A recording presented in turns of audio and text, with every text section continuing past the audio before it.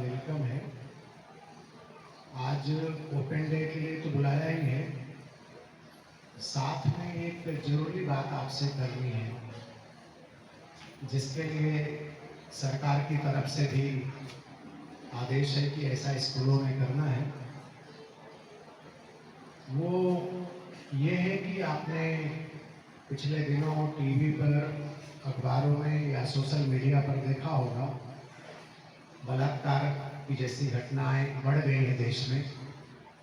खास करके जब बदलापुर की घटना हुई, उसके बाद जो कि छोटे बच्चों से जुड़ी थी, 3-4 साल के बच्चों से, तो जो शिक्षण विभाग है, महाराष्ट्र शासन का जो तंत्र है, वो भी बहुत सक्रिय हुआ है।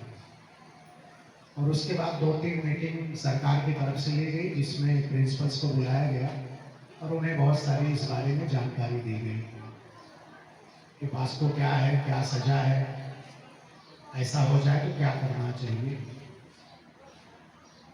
वो तो मैं आपको बताऊंगा जो उन्होंने कहा है, लेकिन मेरी अपनी व्यक्तिगत सोच है और मैं जानता भी हूँ और मानता भी हूँ कि अपराध हो जाए उसके बाद क्या होगा वो महत्वपूर्ण है। उसके लिए पहले से कानून है, पुलिस है, न्यायालय है, लेकिन क्या ऐसा कुछ हम कर सकते हैं कि अपराध को ही कम करें?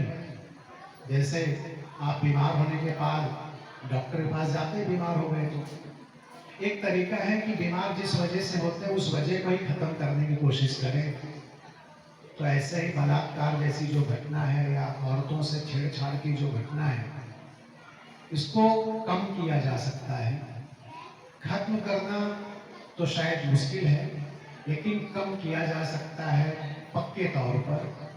तो कम करने में पेरेंट्स की क्या भूमिका है, पेरेंट्स यानी बच्चों के माता पिता, साथ ही साथ स्कूल, सोसाइटी, सबकी क्या भूमिका है, उस पर हमें विचार करना चाहिए कि क्या इस घटना में हमारा भी कोई रोल है, या कोई घटना देखे, वीडियो मिला, फॉरवर्ड कर दिया, ये रोल है। मैं थोड़ा सा आपसे आने वाले काफी कुछ देर तक गंभीर बातें करूंगा। आपको मेरी बात बहुत ध्यान से सुननी होगी, तब समझ में आएगी सही तरीके से। नहीं तो मैं कहूँगा कुछ, आप समझ लेंगे कुछ, और कभी आप ऐसा भी करेंगे कुछ समझ के किसी और से बताएंगे कुछ, जैसे सोशल मीडिया पर होता है। तो मेरी बात ध्यान से सुनेंगे तो समझेंगे, और आपकी क्या ड्यूटी है, आपका क्या रोल है, वो भी समझेंगे, तो उसमें आप कुछ कर भी पाएंगे। तो ये जो मीटिंग मैंने आज ली है, ओपन डे था, उसी के साथ ये मीटिंग मिली है, ताकि हम इस अपराध को कैसे कम कर सकते हैं उसके बारे में विचार करें। क्या सजा होगी, क्या दंड होगा, वो तो मैं आपको बाद में बता दूंगा। सीधा मैं विषय पर आता हूँ। अब देखिए, अगले महीने में नवरात्र रहेगा। नवरात्र में आप लोग छोटी छोटी बच्चियों को देवी बनाकर भोजन कराएंगे, 8वें दिन, कोई 9वें दिन, कोई 10वें दिन। और ये जब छोटी बच्ची 12-13 साल की, आप उसको देवी बोल रहे हैं, वही छोटी बच्ची जब बड़ी हो जाती है, किसी की बहू, किसी की पत्नी, तब वो देवी नहीं रह जाती। यहाँ हमारा रोल आ जाता है। पहली बात तो कोई देवी बना रहा है, मुझे कोई आपत्ति नहीं, सभी देवी देवता हैं, हर जीव। लेकिन जिस तरह की देवी हम बनाते हैं, मेरी व्यक्तिगत राय में देवी बनाने की कोई जरूरत नहीं है। आप उन्हें इंसान समझें, ना तो औरत को देवी समझे, ना यही समझे कि यूज करने की चीज है। और ज्यादातर औरतों के साथ यही होता है, या तो हम उन्हें देवी मानते हैं, नहीं तो सीधा यूज करने की चीज समझते, वस्तु समझते हैं। उसे क्या पहनना है, क्या खाना है, कैसे रहना है, हम तय करते हैं। तो हमें ना तो उसे देवी समझना है, ना वस्तु समझना है, हमें सीधा सीधा जो वो है वही समझना। वो इंसान है, इंसान ही समझना है। और अगर आप देवी समझ रहे हैं तो बड़ी अच्छी बात है, जीवन भर उसे देवी समझिए, नवरात्र के दिनों में नहीं। एक उदाहरण दूंगा तो आपको समझ में आ जाएगा कि जो नवरात्रि में खाना खिलाते हैं, उसका असर हमारे जीवन में जीवन भर रहता है, औरतों के दिमाग में भी, पुरुषों के। क्योंकि सोचने की आदत है, ईश्वर की कृपा है कान्हा जी की, कि इस तरह की बातें सोच में आ जाती हैं। बहुत आप भी वो सारी घटनाएं देखते हैं जो मैं देखता हूँ, लेकिन मैं जब देखता हूँ तो अलग नज़रिए से सोचता हूँ, और सोचने पे ये भी समझ में आता है कि मैं इसमें क्या कर सकता हूँ। इसलिए आपसे अपना अनुभव शेयर कर रहा हूँ। आज से 5-6 साल पहले की घटना है। मैं विट्ठलवाड़ी स्टेशन पर था, कहीं जाना था। सुबह या 11 बजे की बात है। बहुत भीड़ थी ट्रेन में, नवरात्रि के दिन चल रहे थे। और जैसे ही मैं डिब्बे में घुसा, बहुत सारी भीड़ एक साथ घुसी।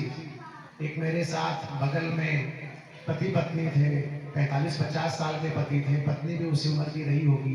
उसको किसी ने छेड़ा, कुछ किया होगा, छुआ होगा, कुछ किया होगा। उसने पति से बताया, पति जोर से चिल्लाए, शर्म नहीं आती, औरत को छेड़ रहे हो जोर जोर से, और वो भी नवरात्र में। आपके लिए सामान्य बात है, आप तो खुश हो जाएंगे, एक बड़ा अच्छा आदमी है। लेकिन मेरी सोच कहाँ गई, जहां आपकी अब जाने वाली, जब बताऊंगा उसने नवरात्र क्यों कहा। इसका मतलब और दिनों में छेड़ने को वो खुद भी जायज मानता है। ध्यान से सुनिए मेरी बात। और दिनों में अगर औरत को छेड़ देता तो उसे बुरा ना लगता, इसलिए कि दिमाग में बैठा है कि देवी तो नवरात्र में 9 दिन इधर 9 दिन उधर 18 दिन। उसको कहना चाहिए था क्यों छेड़ा। नवरात्र की बात उसने इसलिए की कि वो भी उन्हीं छेड़ने वालों में, वो 18 दिन नहीं छेड़ता। और यही लोग ज्यादा से ज्यादा हम में आप में हैं। मैं उसमें खुद को भी जोड़ रहा हूँ। जितने पुरुष हैं उसमें 90 वही परसेंटेज तो मैं नहीं कह सकता, लेकिन इतना तो कह सकता हूँ 90% से ज्यादा इसी सोच के लोग हैं कि माँ है तो पूजनी है, बहन है तो थोड़ी कम पूजनी, पत्नी तो बिल्कुल इंसान भी नहीं है। और देखिए, वही जो पत्नी हो तुम्हारे बच्चे की माँ भी है। अगर वो पूजनी है बच्चे के लिए तो तुम्हारे लिए भी होनी चाहिए। जैसे विष्णु तो सबके लिए विष्णु, सिर्फ लक्ष्मी के लिए विष्णु ऐसा नहीं। अच्छी चीज, कोई चीज मीठी है तो सबके लिए मीठी, तीखी है तो सबके लिए तीखी। तो ऐसे अगर तुम्हारे बच्चे की माँ तुम्हारे बच्चे के लिए पूजनी है और अभिनंदनी है तो तुम्हारी पत्नी भी वही है। तो ये सोच हमें अपने बच्चों में लानी होगी। और आपके बच्चे भी 4th के हैं, मतलब 9-10 साल के हैं। अभी से अगर आप ये शुरू कर दें कि अपने बच्चों को, बेटे बेटियों दोनों को सिखाना शुरू कर दें कि स्त्री पुरुष एक बराबर है। अपने बच्चे को सिखाइए माँ की इज्जत करे। अपने बेटे को सिखाइए कि बहन को सिर्फ इस नाते न लात मार दे कि वो लड़की है। और आप भी, मैं जानता हूँ, कह रहा हूँ, बहुत कम ऐसा होता होगा, भाई लात मार देगा तो माँ उतना नहीं बोलती, तो अगर बहन ने लात मार दिया तो बहन की तो पिटाई हो जाएगी, भाई को क्यों मारा, बेटा तो दुलारा है। ये फर्क हम घर से शुरू कर दिए हैं, भेदभाव का। फिर वही लड़की बड़ी होगी, बोलेगी समाज में भेदभाव है, वो माँ भी बोलेगी समाज में भेदभाव है। शुरुआत तो तुमने ही की, घर से शुरू की। तो इसलिए अगर बलात्कार को कम करना है, मेरी राय में घर से शुरुआत करनी पड़ेगी, बचपन से शुरुआत करनी पड़ेगी। कोई एक दिन में बलात्कारी नहीं हो जाता। जैसे मिर्च का पेड़ है तो मिर्च जब छोटा रहता है तब भी तीखा ही रहता है, और अगर कोई मीठा फल है तो जब छोटा रहता है तब भी मीठा ही रहता है। तो ऐसे ही हम इंसान भी, हमारे अंदर अच्छाइयाँ बुराइयाँ दोनों बचपन की शुरुआती दिनों में आने शुरू हो जाती हैं। और एक चीज और, अब चूंकि ये विषय ऐसा है जिस पे कई घंटे में बोल सकता हूँ, तो मैं बहुत शॉर्ट में ही बोलने की कोशिश करूंगा। हर विषय को लंबा नहीं ले जाऊंगा, लेकिन कोशिश करूंगा कि आप लोग मेरी बात समझें कि इसकी शुरुआत हमें परिवार से करनी है। जो बेटा आपका अपनी बहन की इज्जत करेगा, मुझे लगता है दूसरे की बहन की भी इज्जत करेगा। लेकिन अगर घर में आपका बेटा या आपका भाई अपनी बहन की इज्जत नहीं करता तो समझ जाओ खतरे की घंटी यही है, वो किसी और बहन के साथ कुछ भी कर सकता है। जो अपनी पत्नी की इज्जत करेगा दूसरे की पत्नियों की भी इज्जत करेगा। इसकी शुरुआत मैंने कहा ना कि बहुत गंभीरता से इसे सोचना होगा। हर एक को अपनी जिम्मेदारी लेनी होगा। जैसे यहाँ औरतें बैठी हैं, कुछ लड़कियां भी हैं, मैं दावे से कह सकता हूँ जो आज औरत हो गई है, आज से 10 साल पहले लड़की थी 20-22 साल की, कोई यहाँ एक भी औरत ऐसी नहीं है जिसके साथ भेदभाव या लैंगिक शोषण नहीं हुआ है। बहुत अजीब लगेगा आपको सुनने में। इन दोनों जब घटनाएं हो रही तो आपको पता भी चल रहा है ऐसा तो मेरे साथ भी हुआ था, लेकिन उस समय इतनी जागृति नहीं थी कि कोई ये कहता कि मेरे पड़ोसी ने, मेरे रिश्तेदार ने मुझे इस तरह छुआ, इस तरह किया। आज लोगों को थोड़ी हिम्मत आ गई, थोड़ी आई है, सबको नहीं आई है। लेकिन 100% औरतों की बात कर रहा हूं मैं। अभी कल ही एक हीरोइन ने अपने बाप पे आरोप लगाया है कि बहुत साल पहले मेरे पिता मेरे साथ ऐसा कुछ करते थे। उसी समाज में हम रहते हैं, हमें स्वीकारना होगा, और जब स्वीकारेंगे तो इस कमी को दूर करेंगे। जब हमें सोचेंगे नहीं कि मेरे घर में कमी नहीं, तो हम दूर भी नहीं करेंगे। तो उसके लिए अगर भविष्य में आपका बेटा या बेटी इस तरह की किसी घटना में जाते हैं, तो उसके लिए हम आप भी जिम्मेदार हैं। जैसे कलकत्ता में जो घटना हुई या बदलापुर में हुई, सीधा सीधा दिख रहा है कि माता पिता भी जिम्मेदार हैं। कोई आदमी 30-35 साल का है, 3-3 शादी कर ले रहा है, क्या औरत की इज्जत करने वाला ऐसा करेगा? जो कलकत्ता की घटना, उसमें उसने 3 शादियां की है। बदलापुर वाला तो 24-25 साल का है लड़का, 3 शादियां उसने भी की है। तो उसकी माँ बाप क्यों उसका सपोर्ट किए? दूसरी में कर दिए ठीक है, तीसरी भी शादी। समझ जाना चाहिए था कि ये औरत के साथ रहने लायक नहीं है, उसको डॉक्टर के पास ले जाना चाहिए। मैं ये भी नहीं कहूंगा पुलिस स्टेशन ले जाओ, जेल ले जाओ। पुलिस स्टेशन जेल सुधार गृह नहीं है, वहां दंड मिलता है, जबकि उनकी शुरुआत सुधार गृह से हुई थी। ऐसे लोग अगर घर में हैं, कोई बहुत गुस्सैल है, तोड़ फोड़ करता है, आप उससे घृणा मत करो, उसे डॉक्टर के पास ले जाओ बिना बताए, या डॉक्टर से मिलाओ, साइकियाट्रिस्ट से, कि ऐसे से मेरा पति है या मेरा भाई है, भतीजा है, वो दवा बताएंगे। और ये हार्मोन्स की वजह से होता है।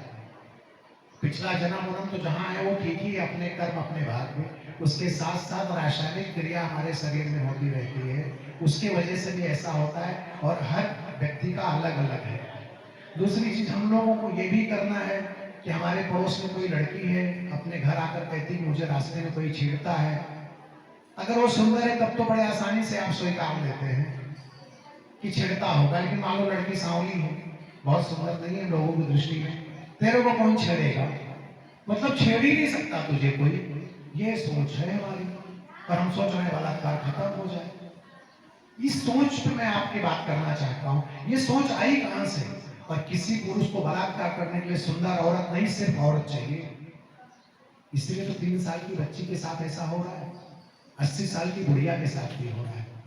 सुंदरता का उम्र का कोई लेना देना नहीं, उसके लिए कोई औरत है, इतना ही काफी है। और आप सब जितनी औरतें बैठी, आप ये फील भी करती हैं कि आपको ट्रेन में, बस में, किसी मंदिर में, कोई मस्जिद तो औरतें जाती नहीं, और कहीं भीड़ भाड़ में गए, चर्च में गए, वहां ये सब आपके साथ होता है, कम या ज्यादा, तो आपको लगता है। और मैं तो कह रहा हूँ दुनिया की ऐसी कोई औरत नहीं है जिसको आप बदसूरत है, मेरी नजर में तो कोई बदसूरत नहीं है, लेकिन जिसको आप कहते हैं, जो आपने मापदंड बनाया है, उसको भी किसी न किसी ने छेड़ा ही होगा।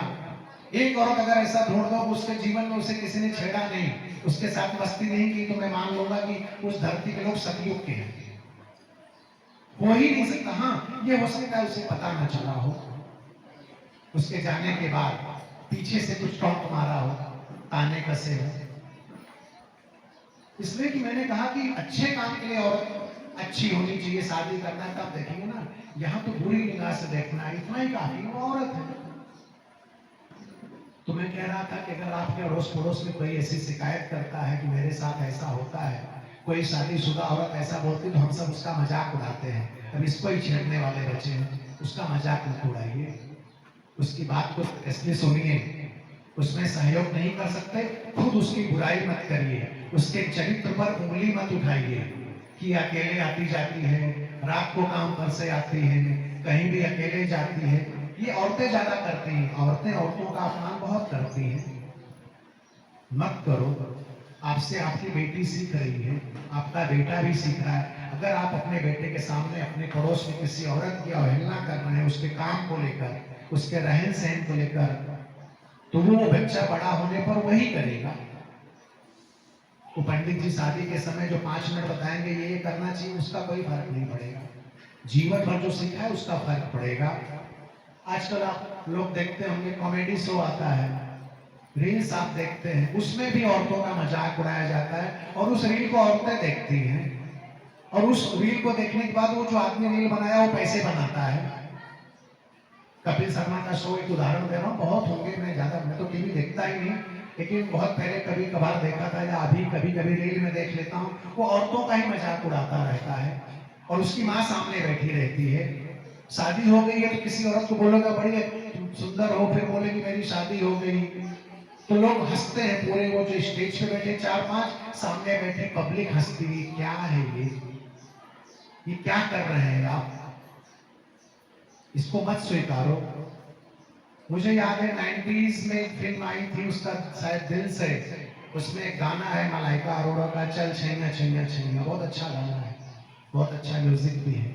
लेकिन उस समय टीवी में अखबारों में आया कि ये आइटम सॉन्ग है, औरत को आइटम बोल दिया और आप लोगों ने स्वीकार कर दिया।